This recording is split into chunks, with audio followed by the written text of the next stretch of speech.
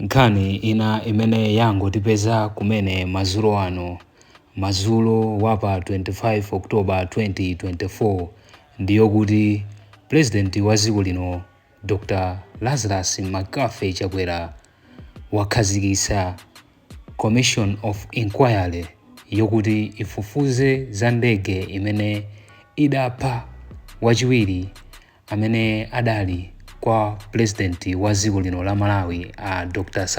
Chilima ndi anthu ena 8 amene anamwalira ku chikangawa.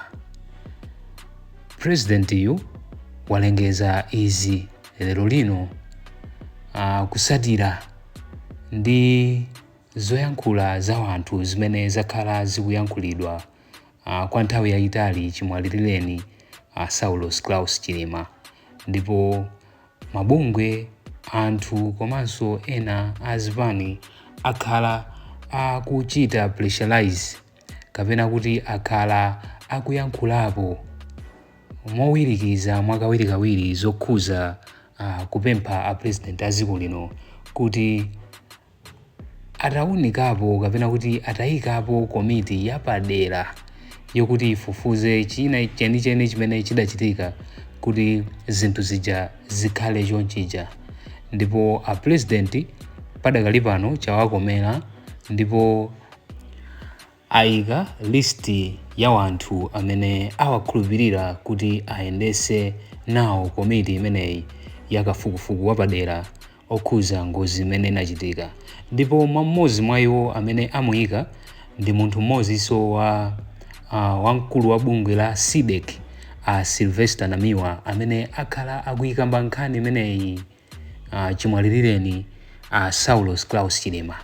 Ndiye president wa dziko lino awayikanso Sylvester Namiwa kuti akhale nawo mu komiti imeneyi imene ikhale ikufufuza zimene zidachitika, mu chizungu Commission of Inquiry. Ndi pano tikhale tikuwerenga komanso ena mwa mayina amene ayikidwa mu komiti imeneyi komanso statement yonse imene ayilembera. Ndi tiyambe ndi pa Times, pa Zodiac, kenako timalizire pa MBC kuti kodi ndi mayina ati amene awayika kuti athandizire nawo kuchita komiti imeneyi, Commission of Inquiry ya anthu amene adamwalira. Mamenesi ochepa amene apitawa, Times yalemba kuti mtsogoleri wa dziko lino wakhazikitsa komiti yapadera kuti ifufuze za ngozi ya ndege yomwe inapha Chilima mwezi wa Juni chaka chino. Komitiyi isogoleredwa ndi oweruza milandu Ajaba Alide, ndipo mwayikidwanso Monsignor Patrick Tawale, Mbusa Tone Nyelenda, Bishop Mele Nkosi, Dr. Sunduzwayo Madise, Inkosi ya Makosi Mberwa 5, Senior Chief Makwangwala, Mr. Justin Kandawire ndi Brigado Cosgrove Mituka retired. Amabungwe monga Emma Kalia ndi Sylvester Namiwa nawo ayikidwamo. So umo ndimene alembera a Times. Apa tionenso kuti a Zodiac just now alemba kuti chani zokhuza nkhani yomweyi. President Lazarus Chakwera wakhazikitsa komiti yapadera, Commission of Inquiry, yoti ifufuze zokhuza ngozi ya ndege yomwe idapha wachiwiri kwa mtsogoleri wa dziko lino Dr. Chilima ndi anthu ena 8. Mneneri wa boma Moses Kunkuyu wasimikiza za nkhaniyi polankhula ndi Zodiac mphindi zingapo zapitazo. Malingana ndi Kunkuyu, komiti ili ndi anthu 19 ndipo wapampando wake ndi Justice Jaba Alide. So mutha kuona kuti nkhaniyi yafika paliponse. A Times ayilemba, Zodiac ayilembanso.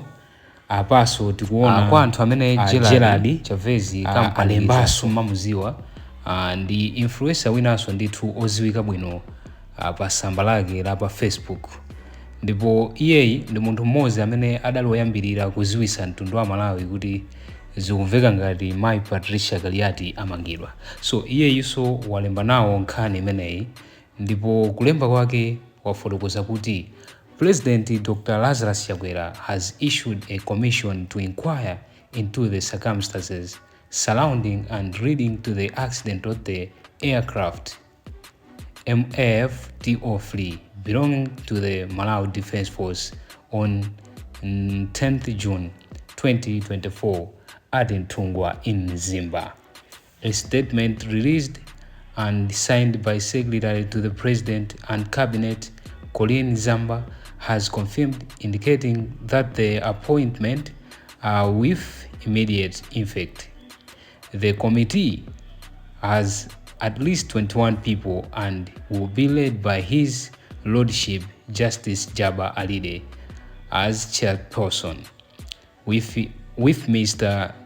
Chizaso Nyilongo and His Worship Paul Chiwocha as Secretary Generals.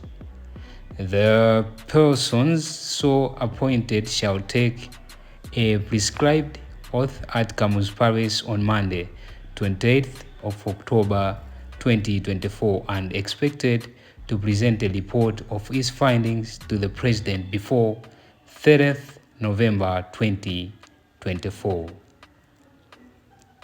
Mutha kuona kuti a president nawonso pa nkhani afuna achite machawi, akuti zinthu zimenezi as soon as possible ndithu ziyambike pa 28 limene lili Monday limene likubwerali pa 28, ndipo komiti imeneyi ikamapanga china chilichonse iziwe kuti a president azafuna malipoti ake pasanafike kapena kuti pa 30 November chaka chomwe chino cha 2024.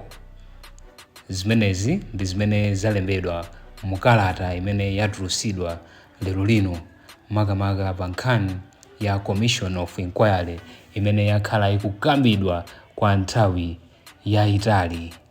So apa mwina tikhulupirira kuti mwina mwake anthuno atsike mitima chifukwa a president alolera kapena kuti avomereza apereka chilolezo kuti pakhale Commission of Inquiry, ndipo ayikamo anthu ena amene amapanga pushi za nkhani imeneyi monga ngati a Sylvester Namiwa a bungwe lawo la CDED.